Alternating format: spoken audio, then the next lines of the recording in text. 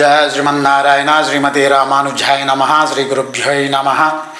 మనకు భోగి పండుగ వస్తుంది. ఈ భోగి పండుగ అని చెప్పంటే సంక్రాంతి అంటే మకర సంక్రమణం జరిగినప్పుడు ఈ సంక్రాంతి పండుగ వస్తుంది. ఇది ఉత్తరాయణ కాలం అని పుణ్యకాలం అని పిలుస్తూ ఉంటాము.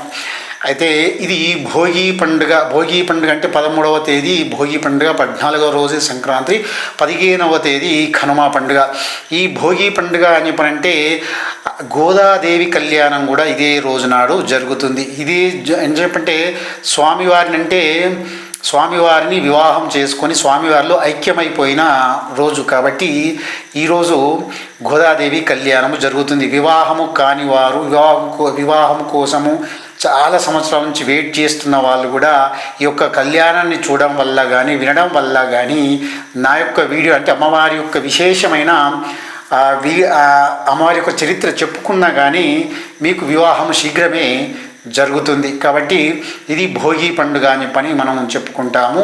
అంటే స్వామివారు అమ్మవారి యొక్క స్వప్నంలోకి వచ్చి ఆమెతోటి ఏకాంతంగా గడిపిన స్థితి ఉంటుంది కాబట్టి దీన్ని భోగము అనుభవిస్తాడు కాబట్టి భోగి పండుగ అని మనము పిలుస్తూ ఉంటాము. ఇది చాలామందికి తెలియని కథ కాబట్టి నేను వివరిస్తున్నాను, వినండి.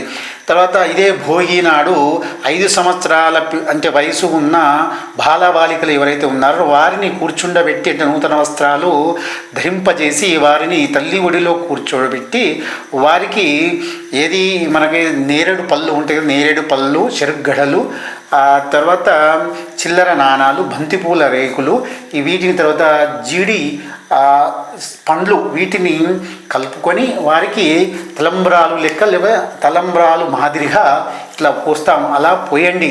మీ చిన్నపిల్లలకు పోస్తే వారికి శివకేశవుల అనుగ్రహం పొంది వారు ఉన్నత స్థాయిలో ఉంటారు. కాబట్టి ఈ యొక్క పండుగను భోగి పండుగ అంటారు. ఆ మాదిరిగానే మీరు కూడా చిన్నపిల్లలకు చేయండి. తర్వాత సంక్రాంతి పండుగ మనం వచ్చిన ధాన్యాలతోటి రైతు సంతోషంగా ఉంటాడు కాబట్టి రకరకాల వంటలు చేసుకొని రకరకాలైన స్వీట్లతోటి చేసుకొని ఆహారం భుజిస్తూ ఉంటారు. తర్వాత కొన్ని గ్రామీణ ప్రాంతాల్లో అయితే చాలా పందాలు కానీ అట్లాంటివి కానీ జరుగుతూ ఉంటాయి. కాబట్టి కనుమ పండుగ తర్వాత వచ్చిన కొత్త అల్లుళ్ళు ఎవరైతే ఉన్నారో ఇంటికి వస్తుంటారు కదండి, వారికి కట్నాలు కానుకలు ఇస్తారు. కాబట్టి కనుమ అని పని మనం అనుకుంటూ పిలుస్తూ ఉంటాము. కాబట్టి ఈ యొక్క మహాసంక్రాంతి అని చెప్పండి సంక్రాంతి పండుగను 3 విధాలుగా చెప్పుకున్నాం కదండి. ఈ 3 విధాలుగా మీ ఇంటిలో చేసుకోండి. తర్వాత మీ ఇంటిలో పాది సుఖ సంతోషాలతో జీవించాలని కోరుకుంటూ మీ భక్తి 10 టీవీ తరపున శుభాశీస్సులు తెలుపుతున్నాను. శ్రీమాత్రే నమః.